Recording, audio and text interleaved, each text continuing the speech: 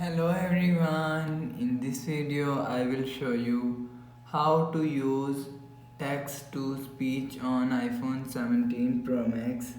So let's start the video. First of all, go to app library. Now here click on utilities folder. Now here click on settings app. Now in setting scroll down, you will see second option is accessibility, so click on accessibility. Now here scroll down,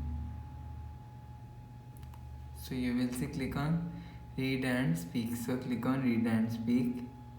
Now here, so click on speak screen, so click on speak screen. So if you want to use text and speech, so turn on this button. So after turn on this button, go back to home screen, refresh phone. So that's how you can use text to speech on iPhone 17 Pro Max.